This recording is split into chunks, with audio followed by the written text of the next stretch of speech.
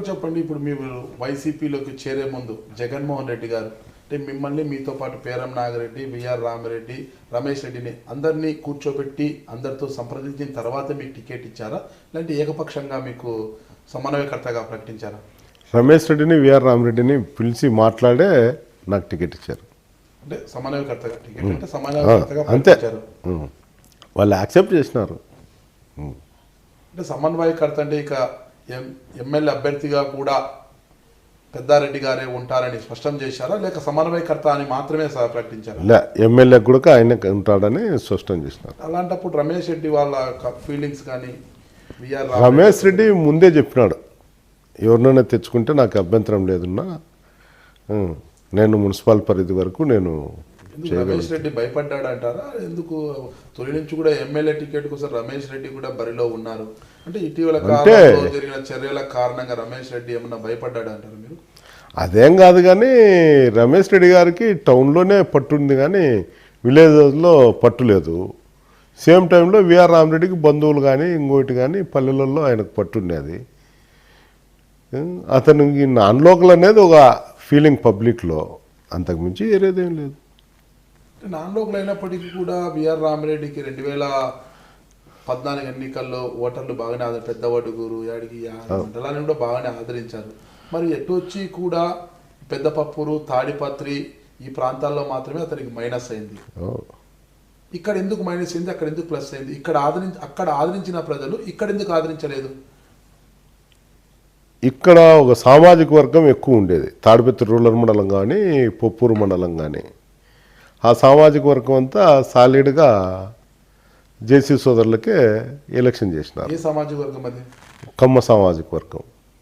కమ్మ సామాజిక వర్గం అయితే ఎంతమంది ఓటర్లు ఉంటారని మీరు భావిస్తున్నారు? కాన్స్టిట్యూషన్లో 13,000 మంది ఉంటారు. వాళ్ళతో ఓట్లు వేసుకొని వాళ్ళనే దూషిస్తూ అంటాడు. వాళ్ళు ఈరోజు హట్టయినారు. ఏంది మేము ఓట్లేసి మా పార్టీలో ఉండి మాకా అన్యాయం జరుగుతుండేది అనేది. వాళ్ళైతే ఈరోజు కూడా కాంగ్రెస్ పార్టీలో ఉండి వచ్చిన వాళ్ళకే న్యాయం చేస్తారో తప్ప ఫీవర్స్గా పార్టీలో ఉన్న వాళ్ళకు మాత్రం న్యాయం చేయడం లేదు. గతంలో తెలుగుదేశం ఉంటారు, పాత తెలుగుదేశం వాళ్ళకి ఎవరికి న్యాయం చేయడం లేదు. చాలా తక్కువ మంది లబ్ధి పొందుతున్నారు. ఎవరు బాధపడకపోయినా తాడిపత్రి నుంచి ఎమ్మెల్యే అభ్యర్థులుగా బరిలో ఉండేది జేసీ కుటుంబమే. అయితే ఇలాంటి సమయంలో ఎవరైతే అలకబూనారో జేసీ సోదరుల యొక్క విధానాలపైన ఎవరైతే అలకబూనారో మీరు చెప్తున్న కమ్మ సామాజిక వర్గానికి ఓటర్లు రెడ్డి సామాజిక వర్గానికి ఎందుకు మద్దతు ఇస్తారనుకుంటున్నారు? సార్, వాళ్ళ మీద వ్యతిరేకత. ఒక సీటు గెలిచినా గెలిచకపోయినా పర్వాలేదు, వీళ్ళకు ఒకసారి ఓటమి అనేది తెలిస్తే వాళ్ళకు కూడా ఆ బాధ తెలుస్తుంది కదా అనే అభిప్రాయం వాళ్ళల్లో ఉంది. ఇక్కడ ఓట్లు నాయకుని చూసేస్తారంటారా, పార్టీని చూసేస్తారంటారా? ఒక్కొరు అభిప్రాయం ఒక విధంగా ఉంటుంది. అంటే ఇప్పుడు ఉండే పరిస్థితుల్లో తాడిపత్రిలో నాయకుని చూసి వేస్తారు ఓటరు. తాడిపత్రిలోనే ఎందుకంత భిన్నంగా వేస్తారంటున్నారు నాయకుడిని చూసి ఓట్లు? అంటే గతంలో దివాకర్ రెడ్డికి, ప్రభాకర్ రెడ్డి గారికి పోల్చుకుంటే క్వైట్ ఆపోజిట్ ఉంది. ఆయన మనసులో పెట్టుకొని ఏదన్నా చేసేవాడు. ఇతను దురుసు ప్రభావం వల్ల పబ్లిక్కే దూరమైనారు. కమ్మ సామాజిక వర్గాన్ని ఆకట్టుకునేలా మీలో ఏముందంటారు? నాకు ఆ సామాజిక వర్గంతో స్నేహ సంబంధాలు ఎక్కువ ఉన్నాయి. మా వర్గమే, మా ఫాదర్ ఉన్నప్పటి నుండి చల్లాసు బ్రైడ్ వర్గం అనేది పెద్ద ముద్ర ఉంది. అందువల్ల మాకు ఆ సామాజిక వర్గం వాళ్ళు బాగుంటారు.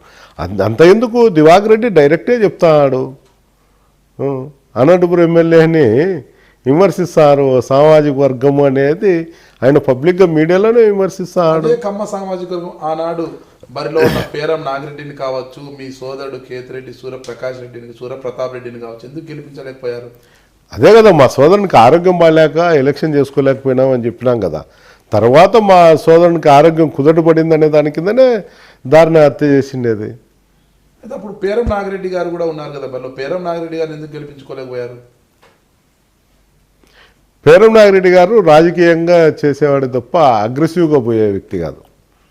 ఒకరు మనస్తత్వం ఒక విధంగా ఉంటుంది.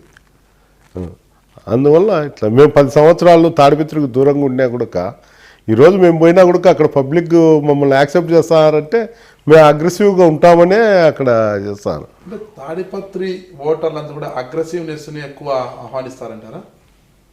నేను అగ్రెసివ్నెస్నే ఆహ్వానిస్తారని చెప్పను, కానీ కొద్ది వరకు ఆ నేచర్ను కూడా ఆహ్వానిస్తారు. అక్కడ ఉండే పరిస్థితి ప్రభావం వల్ల ఏ నాయకునికి ఏ నాయకుడు అయితే ధీటవుతాడు, మనకు కష్టం వచ్చే కాపాడగలుగుతాడా లేదా అనేది ఆలోచన చేస్తారు. నేను మీ పెద్దారెడ్డిని, వైఎస్ఆర్ కాంగ్రెస్ పార్టీ లీడర్ను. మీరు చూస్తున్నారు ఐ డ్రీమ్ న్యూస్.